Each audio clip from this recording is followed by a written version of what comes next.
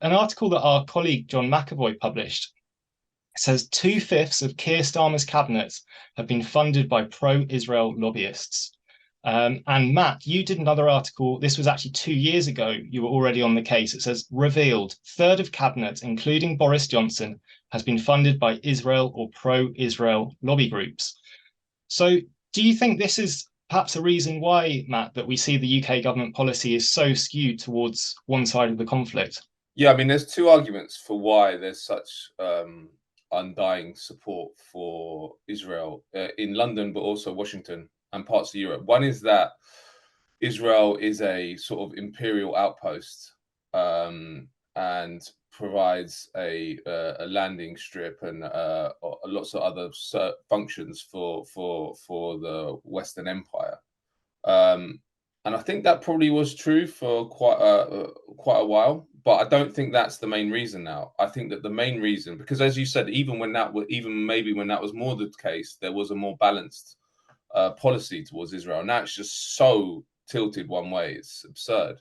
And I think that the way that that's happened is there's been a huge operation done in those imperial capitals, particularly London and Washington, by the Israel lobby. And they've managed to get away with it because people have been very scared, reputational risk, other risks to go up against it. And because it's all out in plain sight. You mentioned that article I did about the third of the cabinet when Boris Johnson was prime minister, including Boris Johnson, had been funded by the Israel lobby.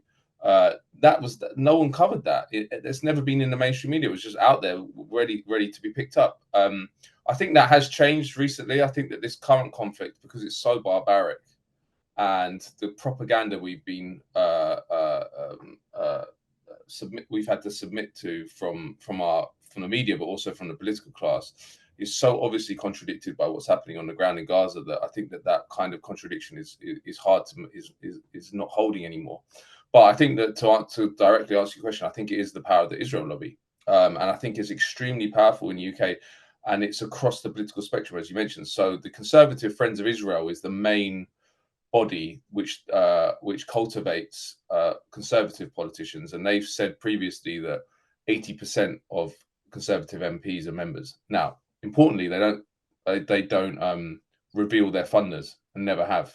We can take a guess about who might fund them, and if you look at the programs that they put on for often new MPs, they have access to the highest echelons of the Israeli government, the military, and intelligence. So it's effectively, I don't think it's too much to say, it's an arm of the Israeli state in Britain. And within the Conservative Party. And there's another one on the Labour side called Labour Friends of Israel, which again doesn't reveal its funders, has huge amounts of MPs and Labour lords as members. The Shadow Chancellor, Rachel Reeves, is actually an officer within it. Again, they don't reveal their funders. No one seems, that's not a problem for anyone. Again, you can guess who they might be.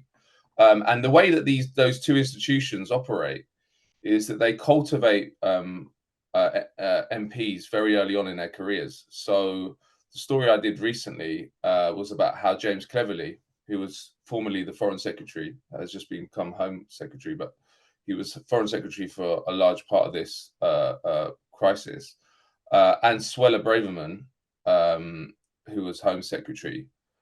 Their first trip that they'd gone on as new MPs after 2015 was funded by Conservative Friends of Israel, and they were taken to Israel, given a propaganda tour of Israel, went to the West Bank with their Israeli minders, and then we videoed saying, well, Israel's a wonderful country. That's what James Cleverly said. I'd recommend everyone comes here. And then Suella Braverman said in her clip, the Conservative Friends of Israel does such an important job for educating MPs.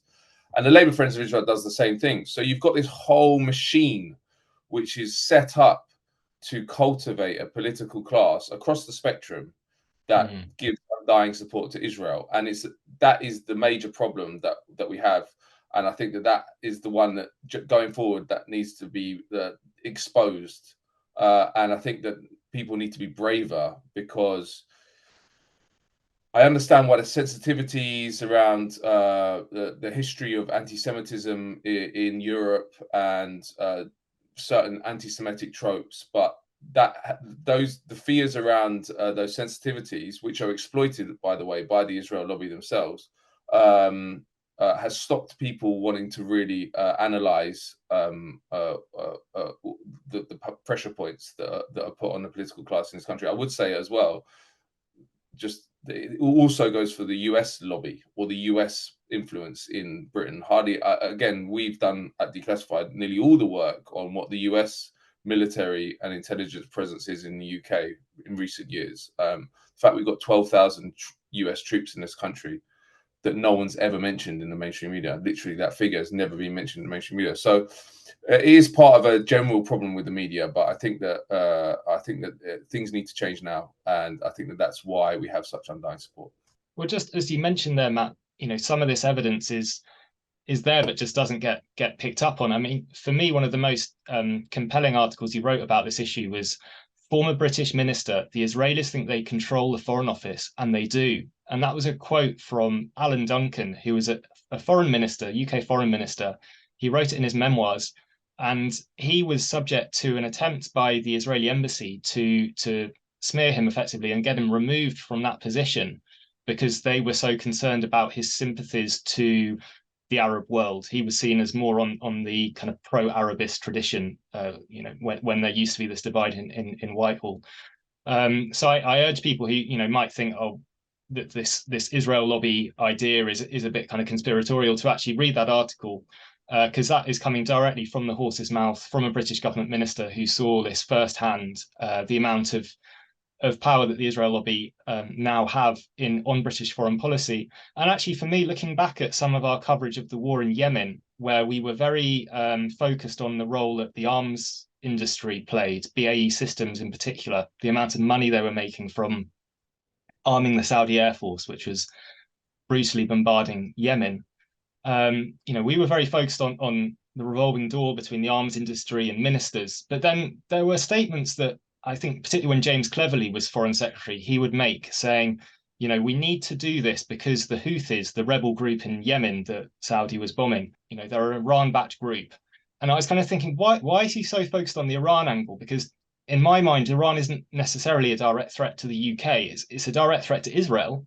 But I mean, there could be formulations where, indeed, in recent history, the UK has signed kind of peace deals effectively with Iran. And I think that's, now we see with the Houthis where they've hijacked this ship off the coast of Yemen. And they are one of the few groups in the Middle East who seem to be able to pursue an independent foreign policy on the side of the Palestinians. And you can see that perhaps that's why someone like Cleverly, who we know has been very heavily lobbied by pro-Israel groups, was taking that stance and highlighting so much the Iran aspect. And I think, that possibly wasn't really a threat to the UK. It was more of a threat to Israel. And that's where that kind of focus was coming from.